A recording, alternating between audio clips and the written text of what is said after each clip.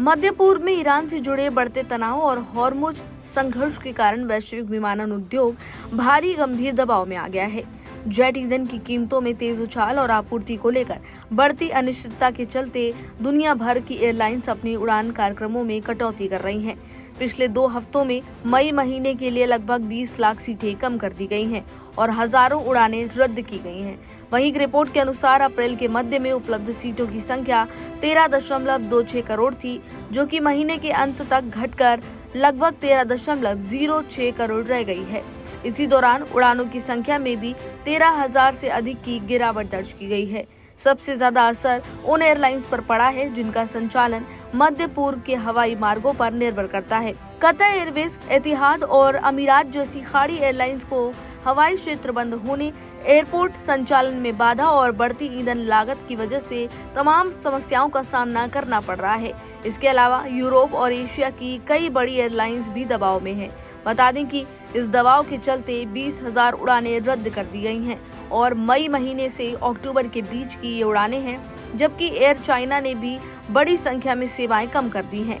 Air France और इसके साथ ही KLM और SAS और इसके साथ ही इजी जेट जैसी कंपनियों ने भी अपने शेड्यूल में कटौती करके किराए बढ़ाने की घोषणा कर दी है। कई एयरलाइंस अब अतिरिक्त ईंधन शुल्क यात्रियों से वसूल रही हैं। कुछ कंपनियां टिकट की कीमतों को सीधे ईंधन की लागत से जोड़ रही हैं ताकि नुकसान को कम किया जा सके। इसके साथ ही ब्रिटिश एयरवेज की मालिक कंपनी IAG और वर्जिन अटलांटिक ने साफ कह दिया है कि बढ़ती ईंधन लागत का असर यात्रियों पर पड़ेगा। वहीं तुर्की एयरलाइंस और इसके साथ ही लुफ्थांसा के संयुक्त उपक्रम सन एक्सप्रेस ने साफ तौर पर यूरोप जाने वाली उड़ानों पर अस्थायी ईंधन अधिभार लागू कर दिया है। ऐसे में यात्रियों को कहीं न कहीं अब ज्यादा किराया चुकाना पड़ेगा। विशेषज्ञों का कहना है कि संकट का सबसे बड़ा असर हॉर्मुज और तमाम अन्य सैन्य तनाव हैं, जिसकी वजह से ये संकट बढ़ता जा रहा है। ये समुद्री मार्ग दुनिया की लगभग 20% तेल आपूर्ति के लिए बेहद महत्वपूर्ण माना जाता है। अमेरिका और ईरान के बीच बढ़ते टकराव के कारण व्यापारिक जहाजों और तेल टैंकरों की आवाजाही प्रभावित हुई है। इससे वैश्विक बाजार में कच्चा तेल और जेट ईंधन की कीमतों में भी भारी वृद्धि हुई है। इंटरनेशनल एयर ट्रांसपोर्ट एसोसिएशन के अनुसार जेट ईंधन की औसत कीमत हाल के हफ्तों में काफी ज्यादा बढ़ चुकी है। ब्रिटेन को इस संकट से सबसे ज्यादा प्रभावित देश माना जा रहा है।